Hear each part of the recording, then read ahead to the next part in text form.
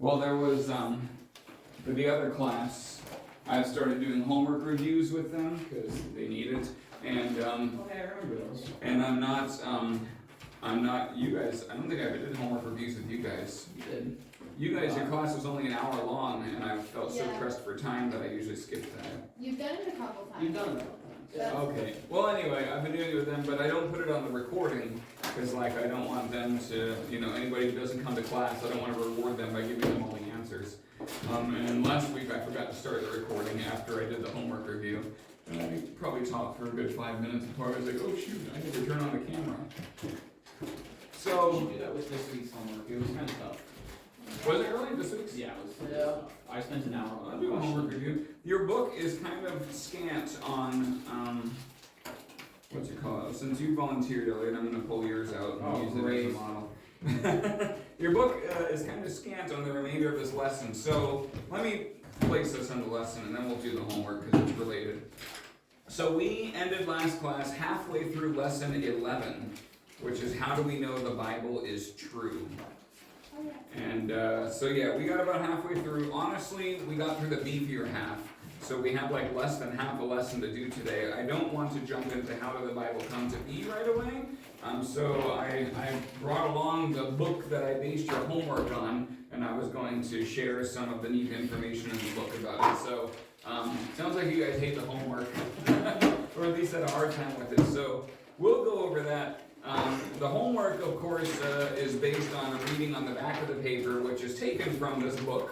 I'm afraid I didn't have time to type it, so I had to photocopy it, but I did use Photoshop to make the copies look presentable. So there's that. But anyway, so let me see here. For today's assignment, you'll read a selection from the book, The New Evidence That Demands a Verdict, edited by Josh McDowell and published in 1999. So, anything with the word new in the title becomes obsolete pretty quickly. So this is 25 years old evidence that demands a verdict, but it's still good stuff. Read the selection and answer the question. So as always, when I give an assignment, I in a perfect world, you would read the whole assignment without an agenda. You just want to learn what it says. And then, having read through the whole thing once, you then turn to the questions and look for answers. But we don't live in an ideal, perfect world, and so I know how it goes. You read a question, and then you're like, okay, let me see where the answer is gonna be there, and then you jump to you look for keywords or whatever. But that's how I'm gonna answer this for the sake of time. And then I have a note there, the abbreviations MS and MSS refer to the word manuscript and manuscripts, plural, respectively. And I reminded you of a definition that I wrote down last week, I believe, that a manuscript is an ancient copy of a writing, specifically the actual physical object on which the writing is found, like a piece of papyrus on which is written part of the Gospel of John. So the Gospel of John is why we care about the manuscript. But when you speak of the manuscript, you're talking about the piece of papyrus or whatever it's written on. Remember we talked about papyrus and vellum and cuneiform, or however that's pronounced, cuneiform, and the last one, parchment. So yeah, that said, question number 1 was, according to Greenlee, what is the time interval between the oldest known manuscripts of most Greek classical authors and the death of those authors? And your first question might be, who the heck is Greenlee? And the answer is found in your reading, where it says, the very first word is, Greenlee writes in Introduction to New Testament Textual Criticism about the time gap between the original manuscript and the extant manuscript. And those are defined in the text as the autograph. I suppose you guys probably don't know what an autograph is, huh? Yeah, an autograph, well, an autograph is like when a baseball player signs his name on a ball. That's an autograph. It's the same thing. I guess I'll write it down since it's worth knowing. Autograph, so the word auto comes from the Greek meaning self. But you didn't even know that. You thought it meant car, I bet. And graph means to write. Comes from the Greek for writing. So autograph is self-write. A car is called an automobile. You can probably guess the word mobile has to do with moving. So yeah, an automobile is a car that is a thing that moves itself. An autograph is somebody who... So an autograph is something that you yourself write. So, for example, when we're talking about, say, the Gospel of John, the autograph would be the actual thing that John himself wrote. And depending on context, that could refer to the actual words that he wrote, or the actual ink on the actual paper, or whatever the heck he wrote on and with and stuff. But an autograph, yeah, is just a fancy word for the original manuscript, which is what it says there. The original manuscript. So on my timeline, that would be, remember the timeline I made last week? So we got stuff happens, sorry if that's a little small. Stuff happens, and then someone writes about it. Someone writes it down. That happens after the stuff happens. We don't know what the gap is there. Of course, it depends on what you're talking about. Someone copies it. Copy. And these copies are significant because they are depending on the one before. So if this copy was based on this manuscript, I wouldn't give it a spot on the timeline. But at some point, this manuscript is lost because manuscripts are temporary. They're fragile. They're flammable. They are subject to getting lost. So eventually you can't copy the original anymore, but you've got your neighbor Bob who has a copy of the original, so you make a copy from his copy, and you know, on down the road until the present. And so to use the vocabulary in your assignment, when someone writes it down, and of course I will grade leniently with, you know, knowing that I'm expecting more of you guys than I should. When someone writes it down for the first time, that's called an autograph. Right there. And then what word did they even give to the other one? The extant manuscript, which is the oldest surviving copy. So let's say this copy is literally lost, or we just don't know about it. But this one we actually have. So this would be then the extant, and I couldn't tell you exactly what extant stands for. But I will use their same abbreviation, the extant manuscript there. And of course this is the present. And so last week we spent a long time kind of wringing our hands over how long it is between when the stuff happens and when somebody writes it down. So, you know, for example, suppose the only information we have on the assassination of President Lincoln is something that some kid wrote in high school in the year 1980. You know, so you know, your is 2500 AD, and we're studying the history of the long lost nation of America, and we heard that there was an assassination of the president, but all we've got is something that a kid wrote down in 1980. So let's make the math easy. 1965, right? So that would be a 100-year gap between when the stuff happened, namely the president got assassinated, and somebody wrote it down. And the someone in that case is not a very reliable person. I mean, if you get anything more than one lifetime between here and here, then you're not getting an eyewitness account. So it is very important in studying the Bible to recognize that the people who wrote down the life of Jesus actually saw the life of Jesus. They were not just people writing down stories that their grandpappy told them. These are people who actually lived with Jesus and worked alongside Jesus. And that was very important. In fact, in the book of Acts, when they want to replace Judas, remember Judas Iscariot, the man who betrayed Jesus, was one of his 12 disciples. But then he went and killed himself, so we were down to 11. And they were like, well, we should have 12 disciples. That's kind of important. So we should pick a replacement for Judas. But there's some requirements. We can't just pick anybody. And so they decided we needed to pick somebody who has been with us since Jesus' baptism. So they wanted somebody to be one of the 12 apostles who was here when stuff happened, who saw it himself, and who's not just relaying stories that other people told. And that's what they did. It's Acts chapter 1. Good read. Okay, so we've almost answered the first question. According to Greenlee, which I only really put that there to give you a hint on where to look.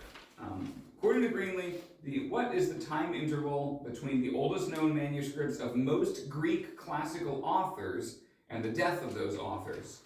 So continuing, I'm just picking up right where I left off in the reading. The oldest known manuscript of most of the Greek classical authors are dated 1,000 years or more after the author's death. There it is. That's the answer to the question. Good job. Okay, let's keep going. You got that one right, Elliot. Good job. Yes. So stop holding your paper in front of me. By contrast, so that means, so I'm on number 2 here. It asks by contrast, which should tell you that this question is related to the previous one, because you're, contrasting them. How far removed from the original writings are some virtually complete New Testament books, as well as extensive fragmentary manuscripts of the New Testament?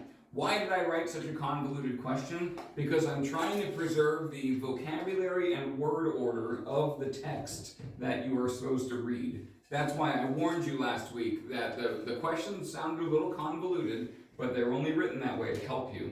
So the question again, how far removed from the original writings are some virtually complete New Testament books, as well as extensive fragmentary manuscripts of the New Testament?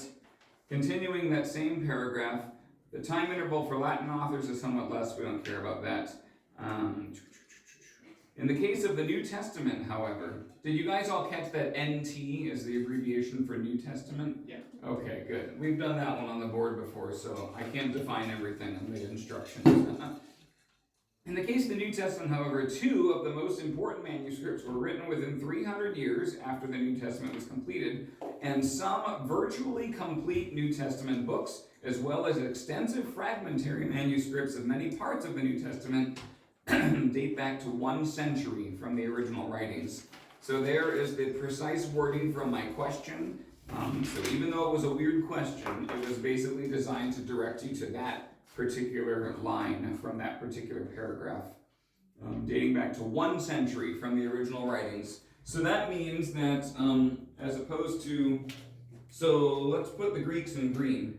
Greeks in green. So with Greek classical writings, the gap between stuff happens and someone writes it down is about 1,000 years. Right there. Let me confirm that.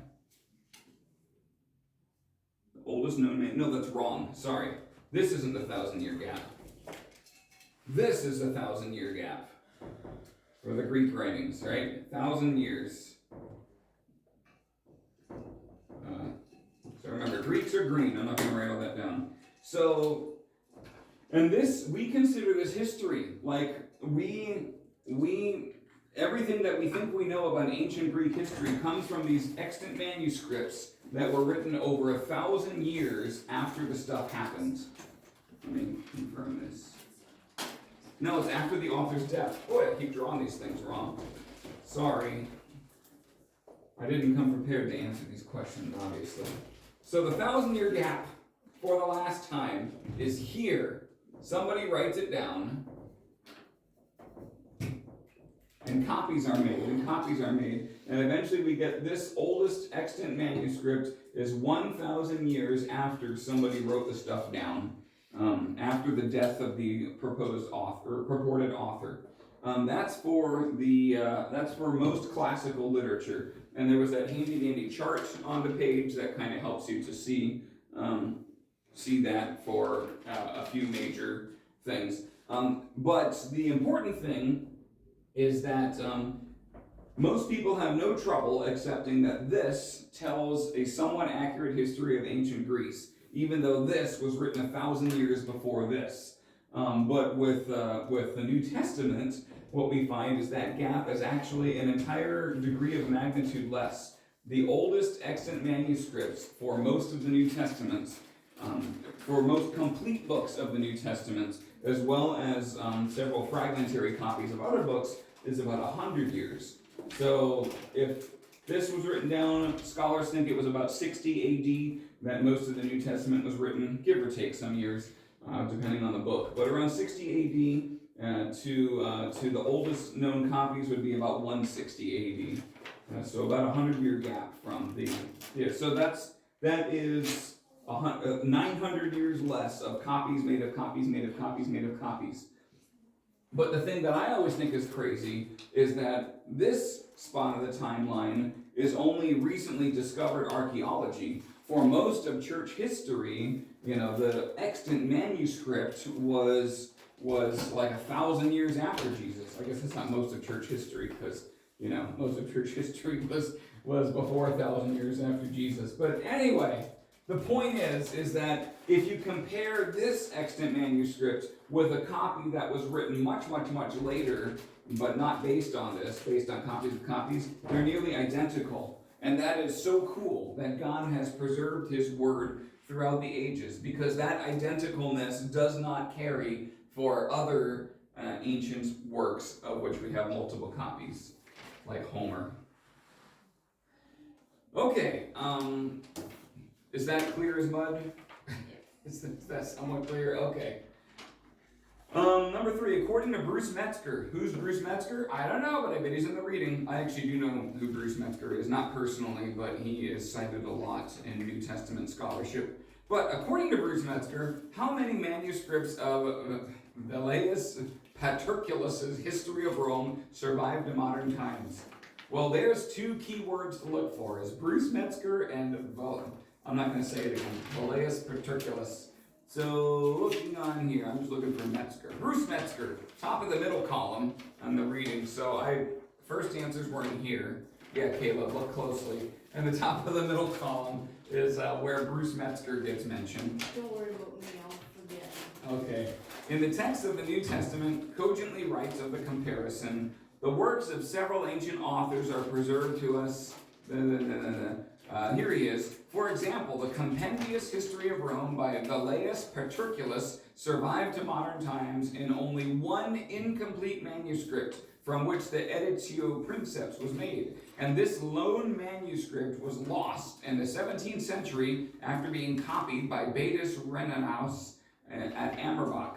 Okay, so back it up. What was the question? According to Bruce Metzger, how many manuscripts of Velleius Paterculus' History of Rome survived to modern times? And the question was how many manuscripts survived? So the answer is 1. Shoot. Yeah, you wrote all but 1. So you literally wrote everything that is not the right answer. Yeah. Like the right answer is here, and Elliot was like, I'm literally answering everything else in all of existence except here. It's okay. I said the broken one. Let me reread this thing here. The Compendious History of Rome by Velleius Paterculus survived to modern times in only one incomplete manuscript. It does say incomplete manuscript, so I am willing to accept 0 if you want to define manuscript as complete. But really what I was looking for was 1. And then what happened to that manuscript after it was copied by Baetis Renenaus at Renanus?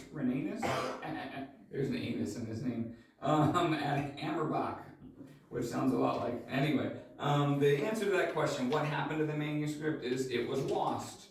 I would also accept. No, that's about it. It was lost. Yeah, this lone manuscript was lost in the 17th century after being copied by Baetis Renenaus at Amerbach.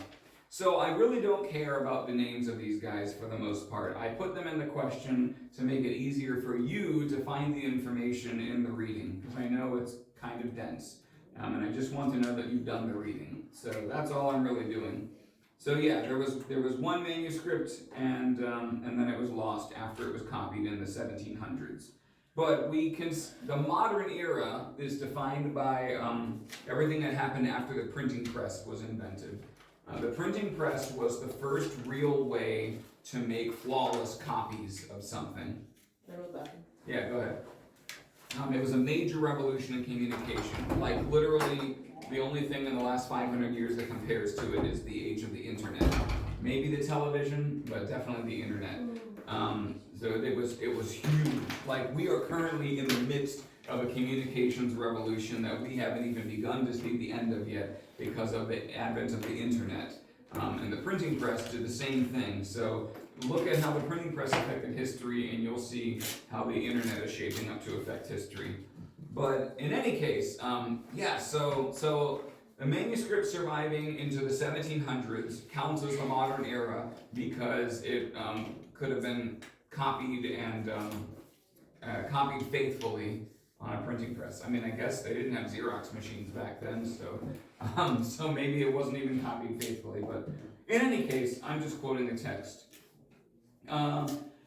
Number 5, what happened to the only known manuscript of the Epistle to Dignitas in 1870? I don't know. Oh, here, I see the word 1870, so I'm going to focus on that. In 1870, the only known manuscript of the Epistle to Diognetus, I spelled it wrong.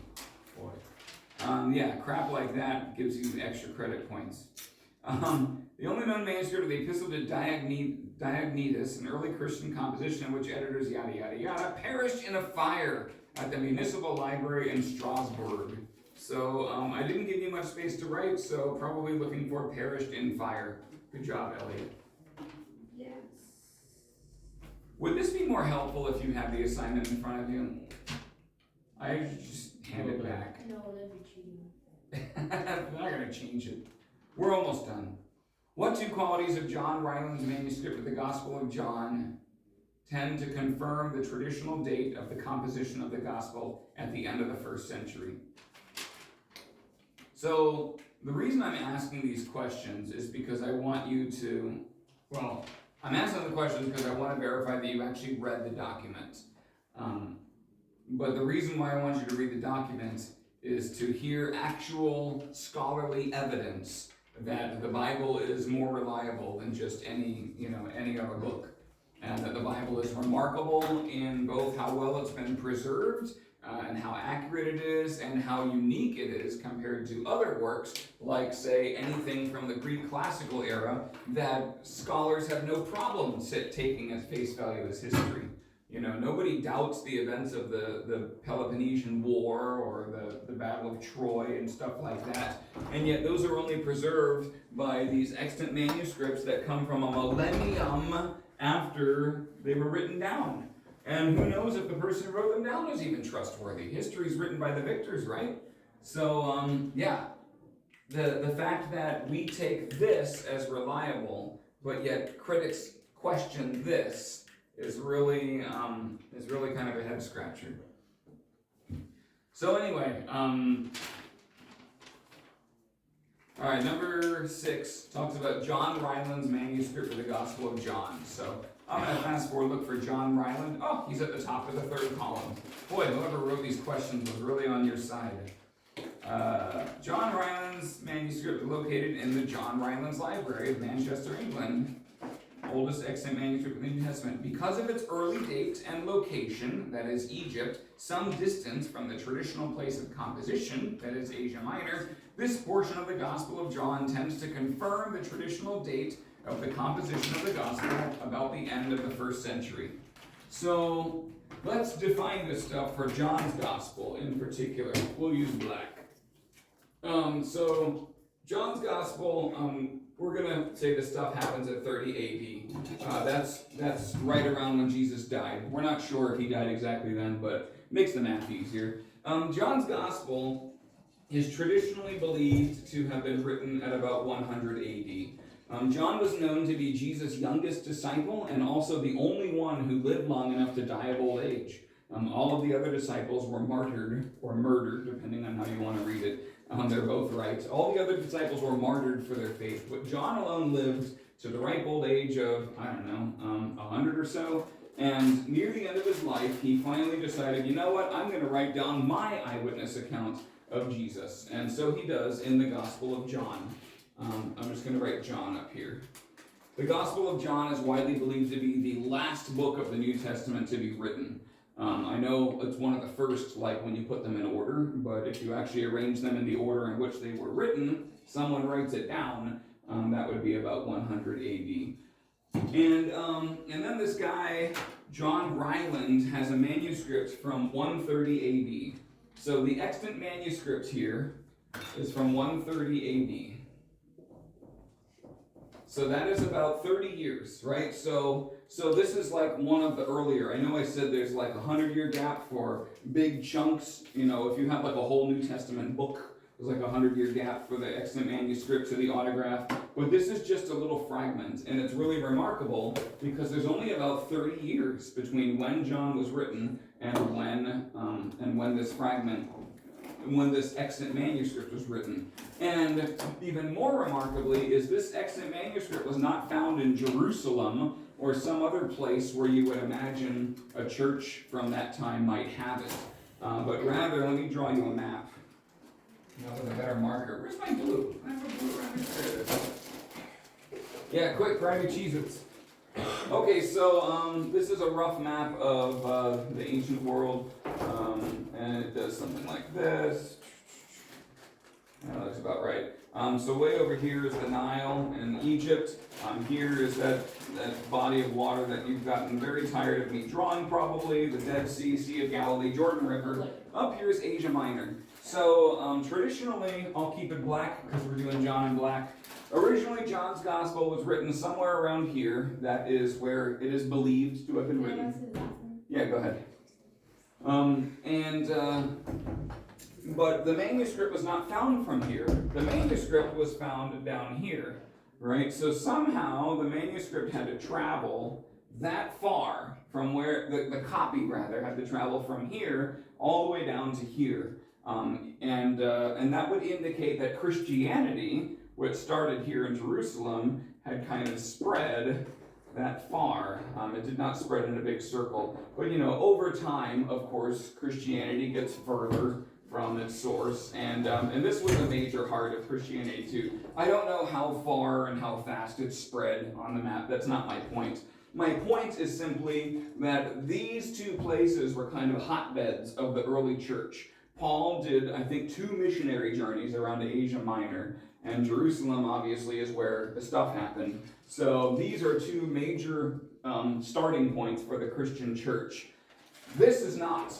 This is really far away from these 2 places. So for the Gospel of John to have traveled this far in 30 years, I mean, yes, it only takes 1 voyage, but it seems unlikely that, John himself made this voyage or something like that. The likely assumption is simply that Christianity had spread this far, and for it to happen in only 30 years indicates that,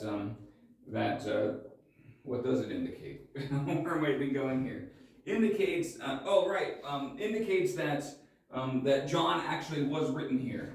So the skeptics will be like, oh, John wasn't written in 100 AD. John was written, in like 300 AD. John was written after the Nicene Creed was written. That's a big one. Have any of you heard of the Da Vinci Code?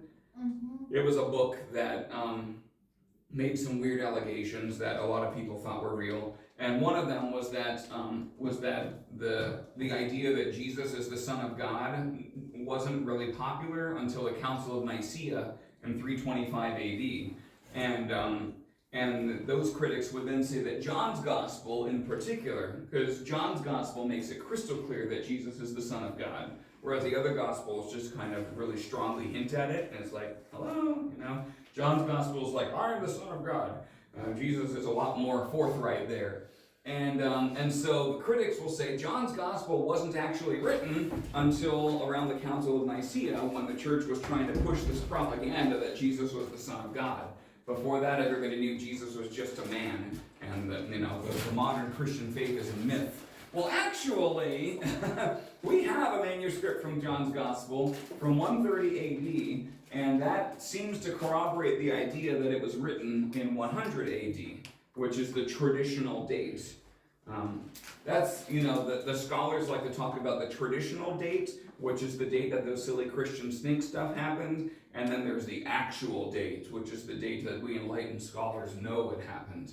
And wouldn't you know it, but the placement of this manuscript in time and in space would strongly suggest the original traditional date to be the actual scholarly accepted date. So that's what all of that was trying to do there. So the 2 qualities of that manuscript that confirm the traditional date of composition at the end of the 1st century is both the early date and also the location. And I don't know what dating methods they used to determine the early date, but there are lots of dating methods that are way better than radiometric. I know in the evolution part of this class, we kind of hammered that radiometric dating is crap. And it is crap. But there are lots of other ways to date things. For example, If it's found in the ruins of a city, and you know by historical record that that city was destroyed in 70 AD, then it stands to reason that the latest date that thing could have been left there was about 70 AD. So that doesn't use radiometric dating at all. That's just, dating based on history. And they talk about pottery, and there's a whole, if you study archaeology, you can learn a lot of good, reliable dating methods. But if you study paleontology, you're going to deal with crap. Number 7. Before the discovery of John Ryland's manuscript of the Gospel of John, so this is the same paragraph now because it's dealing with the same thing. Before that discovery, what year did professors such as Ferdinand Christian Bauer argue was the earliest possible date that it could have been composed? So looking for that guy's name. Okay, I found it, Christian Bauer. So it's in a quotation. Here's what the quotation says. Had this little fragment been known during the middle of the past century, that school of New Testament criticism, which was inspired by the brilliant Tübingen professor Ferdinand Christian Bauer, could not have argued that the fourth gospel was not composed until about the year 160.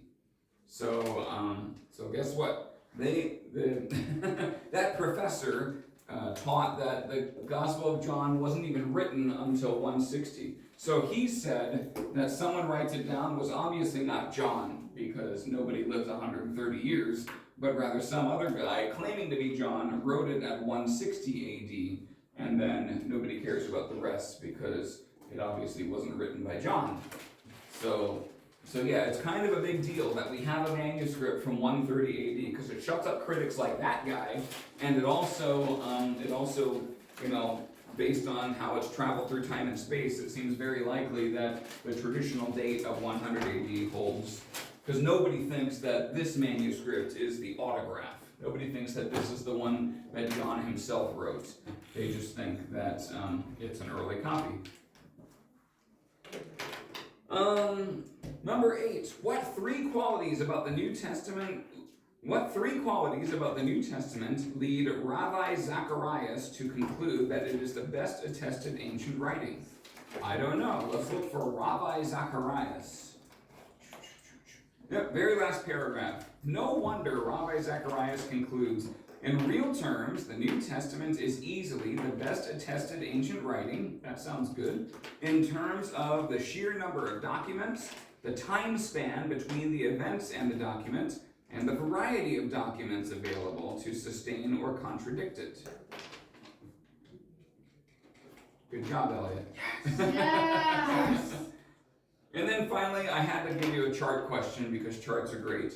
According to the chart, what is the time gap between when Tacitus's Annals was originally written and when its earliest surviving manuscript was written? So you look at the chart, you find Tacitus. There it is. Oh, Elliot put a star on it. Annals, date written AD 100, earliest copies AD 1100. Time gap 1,000 years. Circa 1,000 years. That's what the little C stands for. So good job, Elliot. You got them all right, except maybe that one, which I might give you credit for anyway, because you clearly did the reading, and that's all I really care about, is that you guys read this stuff. So, good job. Okay, so with the time we have left, which is about 18 minutes, we're going to go to page 47 in your book. Confidence.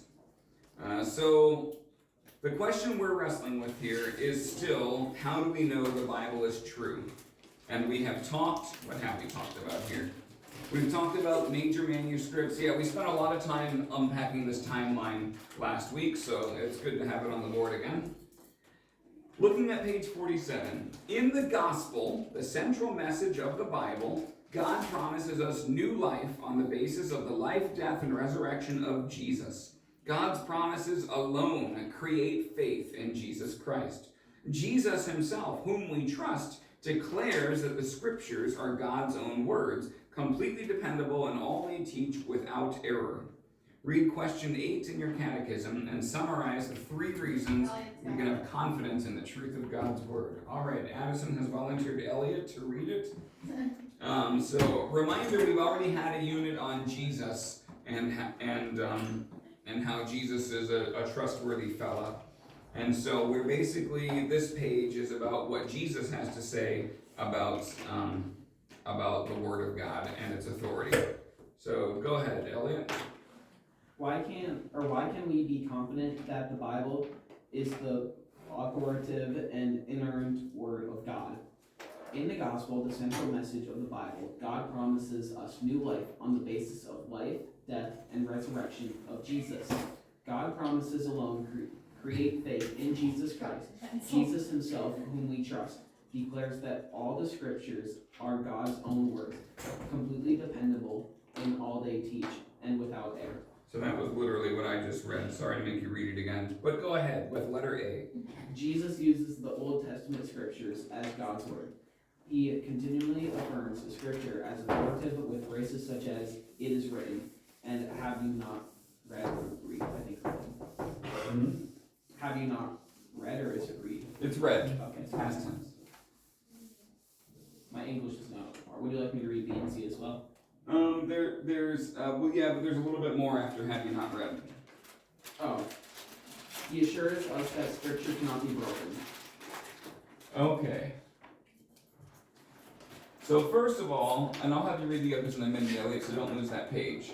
First of all, letter A, the big point that is making there is that Jesus affirms the Old Testament.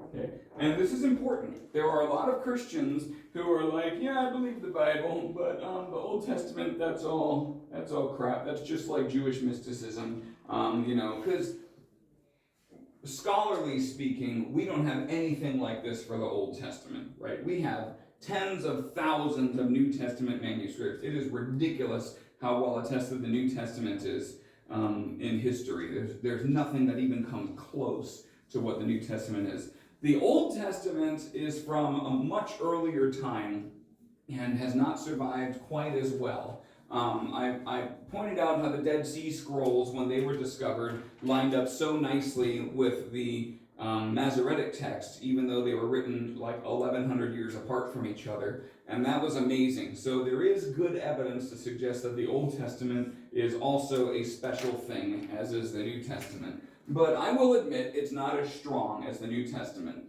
But if you believe the New Testament, as Christians, do, then you have to acknowledge that Jesus treats the Old Testament as authoritative.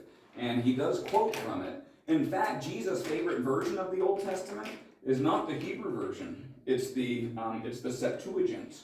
There are a few places, that's the Greek one. Remember how we talked about the Old Testament was originally Hebrew, but then it was translated into Greek, and we English speakers kind of use the Greek translation to help us understand the Hebrew better. So Jesus, when he quotes the Old Testament, he goes word for word from the Septuagint and not from the original Hebrew. So that's fun. Jesus actually studied from a translation of the Bible when he had the chance to study. So translated it into Greek, and Jesus affirms it in many places. What else does he do, Elliot? Letter B. Jesus claims the same authority for himself, saying, for example, "I say to you," or "Truly, truly, I say," or explicitly claiming his words to be spirit and life. Very good. So, I know it's kind of silly to be like, we know we can trust Jesus because Jesus says we can trust Jesus. But the fact of the matter is we do trust Jesus. We're kind of using that as a starting point. And Jesus tells us you can. If you really like me, you could trust me. You could be like, hey, I trust Pastor Larson, But what you won't hear me say is that my words are life and truth. I will say Jesus' words are life and truth. So if you trust me, which I hope you do, you will trust Jesus because he is the one that I'm always trying to point you to. He's the one that matters, not me. But when it comes to Jesus, who we trust, he says, I am the one that matters. Jesus. not Pastor Larson. Jesus is the one that matters. So he does affirm his own authority. And then letter C, Elliot? Just as God called and authorized prophets authorized prophets in the Old Testament, put his words in their mouths and fulfilled their prophecies. So also Jesus called and authorized his Apostles. apostolic. No, apostolic. Maybe his apostolic witnesses. Yeah, his apostolic witnesses to speak his word, guided by his Spirit. Very good. Apostolic witnesses. So I wrote down apostles, but I kind of like apostolic witnesses better because that brings home the point that these guys who wrote the autographs of most of the New Testament, they saw the stuff that happened. All of the New Testament authors saw the stuff that happened, but Jesus authorizes them as apostolic witnesses. The Apostle Paul lived at the time of Jesus. It's true he was not a follower of Jesus, but he did live at that time, and he got special instruction, like in the wilderness by the Holy Spirit, to write what he wrote. And he didn't even dare to try to write a gospel account. We don't have a gospel according to Paul. We have a gospel according to Matthew, Mark, Luke, and John, because those guys actually saw the events that transpired in the gospel accounts. Paul wrote a good deal of the New Testament, but he focused on doctrine. He focused on what we ought to believe, teach, and confess. When it came to storytelling, he left it to the historians who could actually tell what they saw. Okay, as much as I would love to read a bunch of random Bible passages on page 48, I do want to talk about what I prepared from this book here. It's pretty good. So in this book, there are identified at least 61 specific prophecies from the Old Testament about Jesus.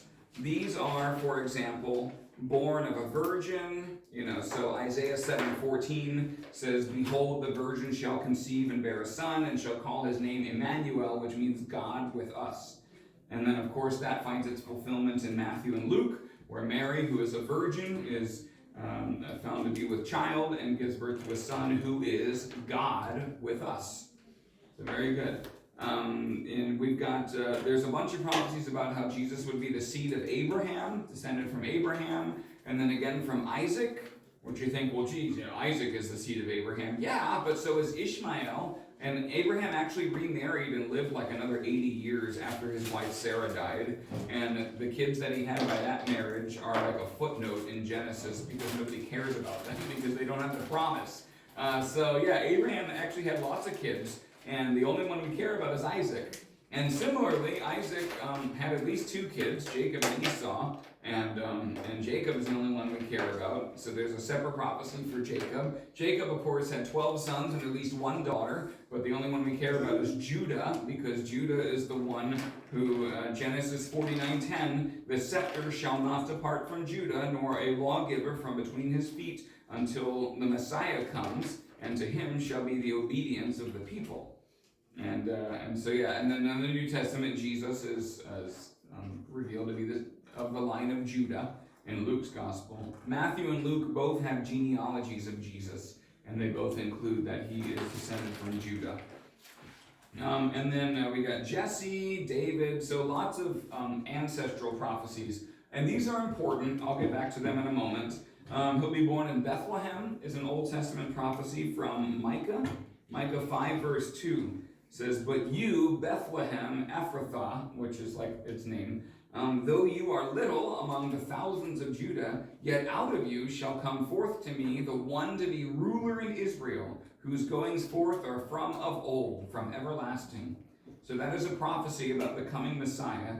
And of course, Jesus was born in Bethlehem of Judea.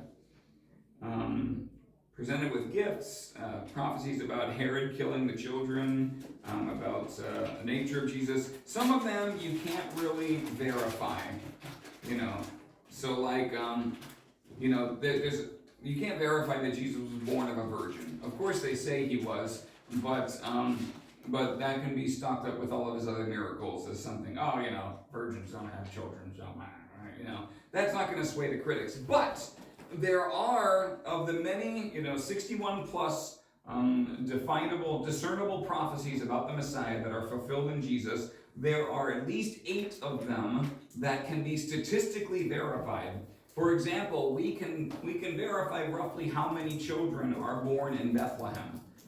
We have birth rates from modern times, we have population estimates from the past, and we can use some basic math to be like, okay, there were this many babies born in Bethlehem, more or less, and then there were billions upon billions of babies born everywhere else. So of all of the people in the world, a very tiny fraction of them were born in Bethlehem. That's math. We can work with math.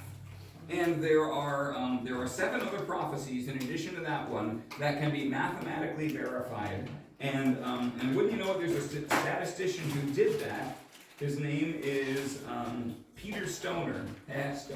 Peter Stoner, sorry, who did a statistical analysis of just the odds. What are the odds that somebody could do what Jesus did as far as fulfilling prophecy? And these are not things that Jesus could control, right? So, for example, Psalm 22 says, my God, why have you forsaken me? And so if Jesus was a deceiver, which we already talked about how he almost certainly wasn't, but if Jesus were a deceiver, then he would say, what would sound really good is if I said, my God, why have you forsaken me? Because that's what the psalmist wrote. So we're not even going to count that. We're going to be like, okay, fine, maybe he was a deceiver. But a deceiver can't fake the place of his birth. I mean, I guess he can lie about it, but there's records and stuff. A deceiver can't fake his ancestry. A deceiver can't cause the guards to gamble over his clothing or something like that, which is another prophecy. But anyway, there were 8 prophecies about Jesus that were given a mathematical form, and in order for all of those prophecies to be fulfilled in a random person, the odds are 1 in 10 to the 17th power, or the probability is 1 in 10 to the 17th power. That, to write it out, is 1, and 1, 2, 3, 4, 5, 6, 7, 8, 9, 10, 11, 12, 13, 14, 15, 16, 17, I think I get another 0 there. So there, that is the odds that a person could actually fulfill the Old Testament prophecies about Jesus. Just 8 of the Old Testament prophecies about Jesus that can actually be measured. You can't measure born of a virgin, but you can measure born in Bethlehem. You can measure tribe of Judah, stuff like that. Elliot? Can you put it in scientific notation? Yes, there. Ah. Perfect. Ta-da! To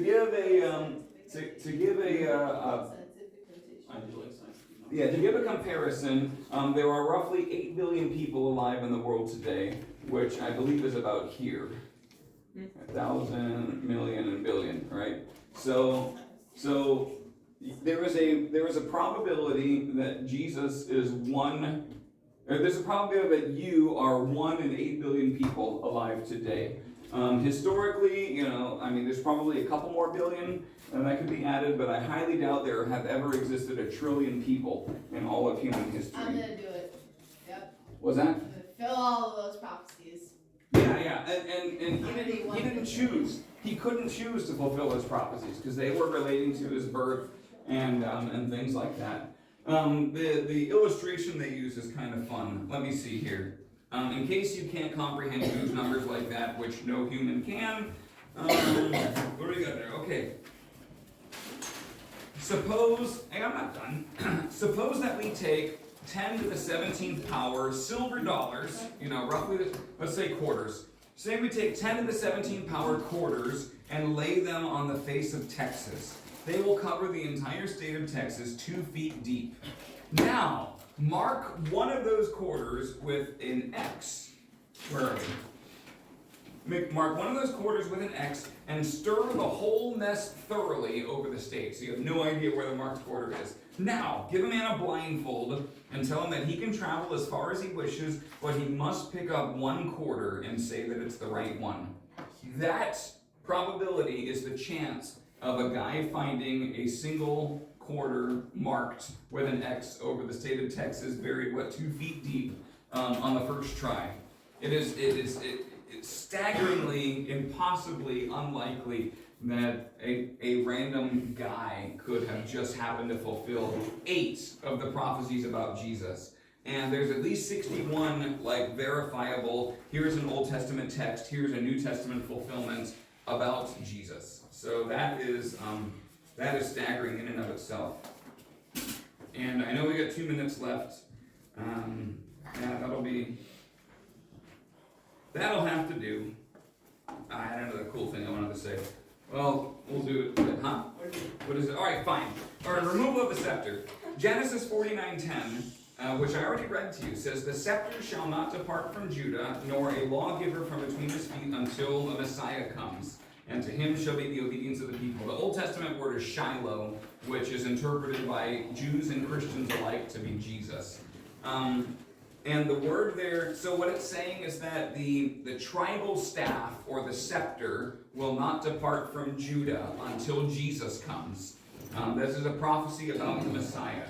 And you might think, well, there was the whole exile to Babylon, which all of the other tribes of Israel were lost when they were conquered. But the tribe of Judah alone remained in its own unique identity and even got to return to their land after the Babylonian captivity.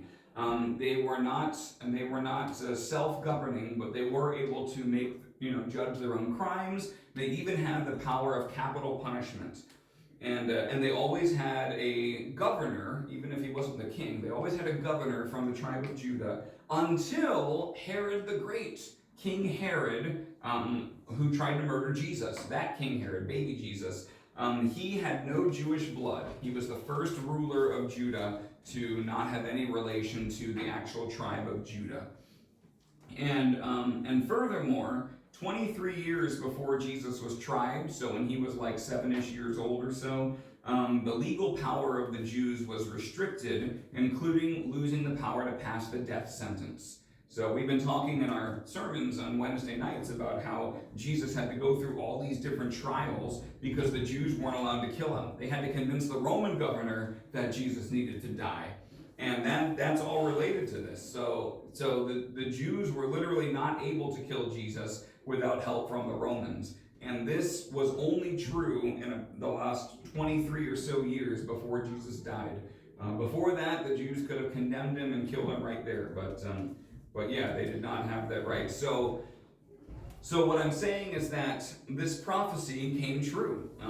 Jacob said to his son Judah that the tribal staff would never fall from Judah until the Messiah comes. And wouldn't you know it, but when the tribal staff finally fell from Judah, the Messiah was already on the scene. And